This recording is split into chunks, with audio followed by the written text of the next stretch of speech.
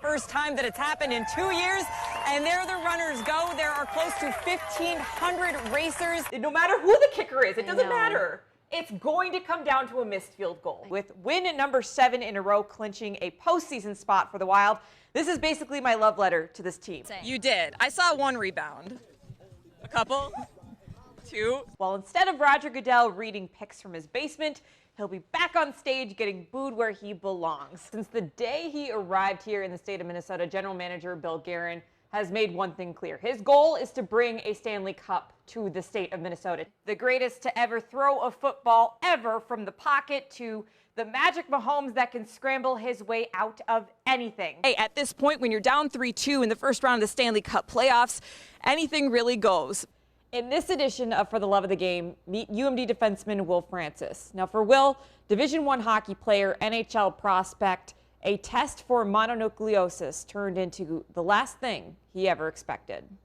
I'm a pretty mentally strong person, just like tell me to my face. That was the thought that echoed through UMD junior Will Francis's mind as a doctor read his blood test results at a hospital in Grand Marais. The test came back that he had leukemia, the last thing the 19-year-old ever expected. I'm kind of high on life at the time, you know what I mean?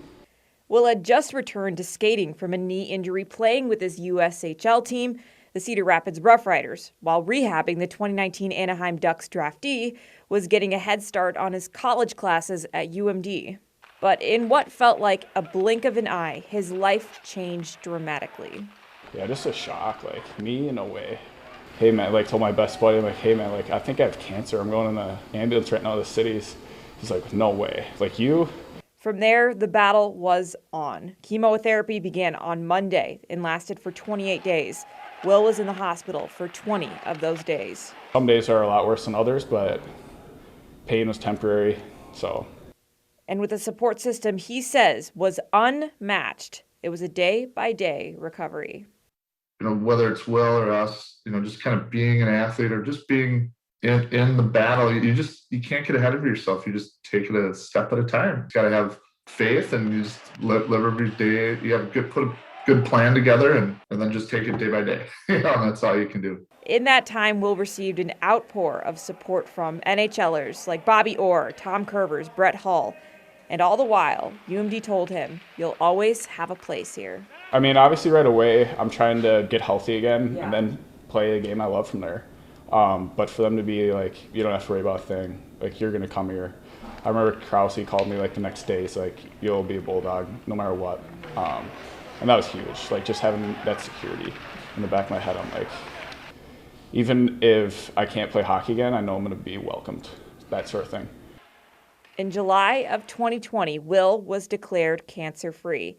And fast forward to this summer, he's suiting up for the Beauty League and skating with UMD. You know, we didn't know what to expect. How was he going to look? You know, when he skates, we hadn't seen him skate in such a long time, about a year and a half.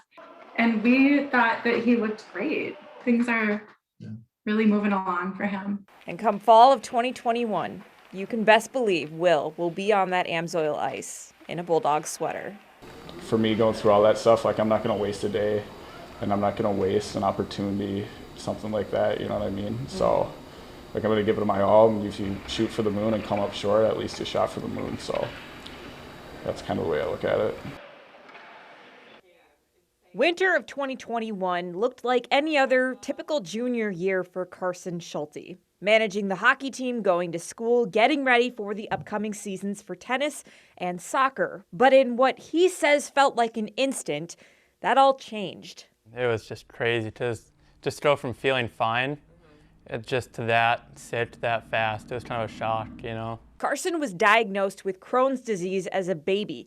He hasn't felt affected by the disease since he could first talk. But this past January, the soccer captain began feeling abnormal, stomach aches, more frequent trips to the bathroom, blood in his stool. After a round of testing and a new course of treatment, Carson was feeling back to his old self.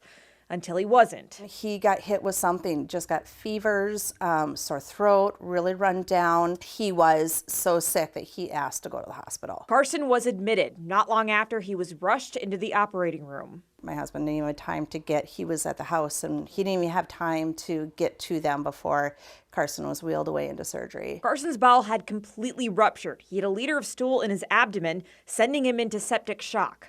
Post-surgery, he was moved into the intensive care unit. Just watching him struggle with pain on and off and wanting to be out of the hospital so bad, that was really hard. But Carson soldiered on, 5 weeks in the ICU. Thank you so much. And he certainly didn't do it alone. Just means so much, you know, just to know like that many people care and the whole Denfeld community. The support overflowing from a tight-knit Hunter community. Not only the support of his friends and coming to visit him in the hospital, playing soccer on top of the parking ramp of the hospital was a fun little thing for him to do once. Their parents, the teachers, and the staff, the principal staff, the counseling staff has all been absolutely amazing. And the long-term effects, a slow and steady recovery back to the old Carson and a new outlook on life. He's going to be a stronger kid because of it. It's going to give him so much strength and overcome adversity that he's going to make it through anything in life now. You're gonna crash and burn if you like have a bad mindset. So you just gotta try and stay as positive as you can at all times.